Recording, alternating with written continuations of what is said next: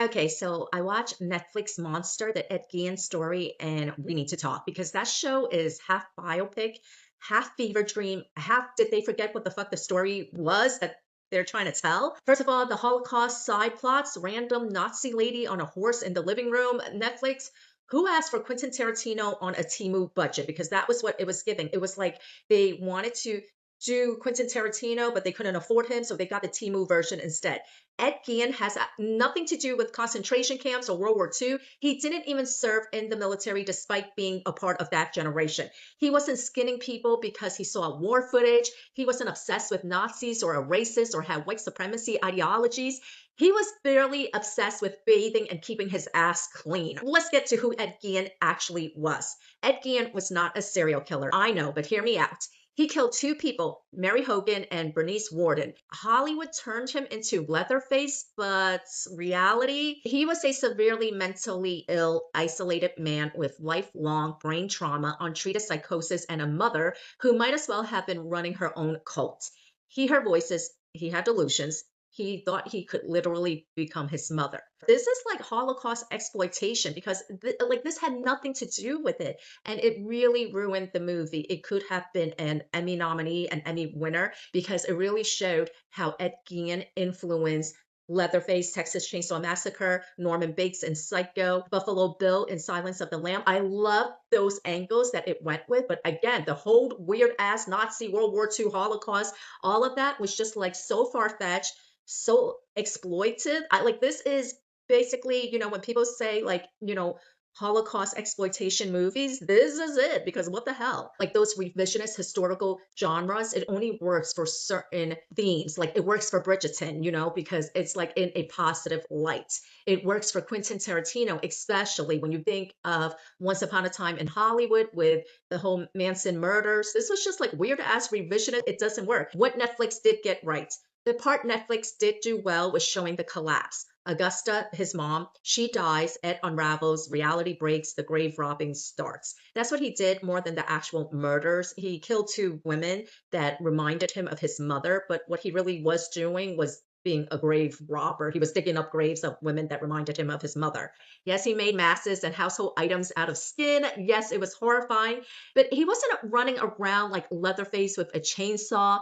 He was alone in an isolated farmhouse in rural Wisconsin, delusional, unwell, and completely cut off from society. Let's talk about that part. The town of Plainfield. Now, this is the part they never show. Plainfield, Wisconsin is a tiny farm town where everybody knew everybody. Church picnics, school events, barn dances, the whole Americana vibe. The Geins were the only isolated family because Augusta wouldn't let them participate in anything. People pity Ed. They hired him for odd jobs. He babysat, he shoveled snow. How they made him as a babysitter was not how it actually was. The people of the town trusted him. He did multiple babysitting jobs, in fact. He was more comfortable with children than he was with adults because he was socially inept. He was basically a simpleton. He probably had severe brain damage from his abusive alcoholic father. It was well known within the town of Plainfield that George Gein was an alcoholic, an abusive alcoholic, and neighbors and town folks knew that he beat the shit out of Augusta as well as his sons. So Ed Gein, he wasn't seen as dangerous in the town of Plainfield. He was just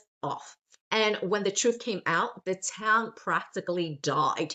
Businesses closed, property values tanked, reporters swarmed.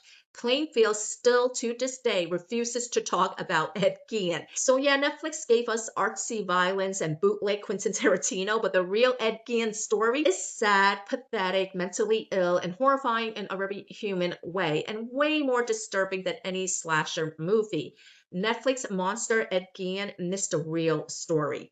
The psychology, the town, the trauma, and why the true history is way darker than the show. I felt like what the Netflix true crime biopic was trying to do was mash up Quentin Tarantino's Once Upon a Time in Hollywood with the Charles Manson murders and mash it up with Joker. And Joaquin Phoenix won the Academy Award for Best Actor. It shows the deterioration of somebody with mental health problems where society, the government in particular, they defund needed services like mental health services. And this is actually the third true crime biopic in the Monster series. But this one was like, what is going on? You guys are starting to jump the shark. Like it did explore Ed Gein's mental health, and Ed Gein is truly one of the only criminals where I would absolutely say that yes, he was insane, criminally insane. I know a lot of people try to get the not guilty by insanity, defense, and it's always like, yeah, I don't believe that bullshit. But with Ed Gein, I actually do believe that he was insane, he was psychotic.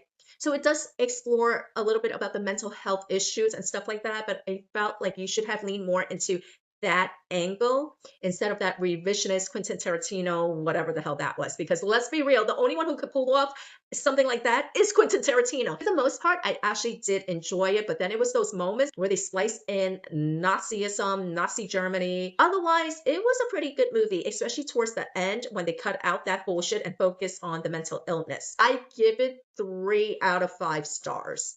It could have potentially been a 4 or 5 stars, except for that weird shit.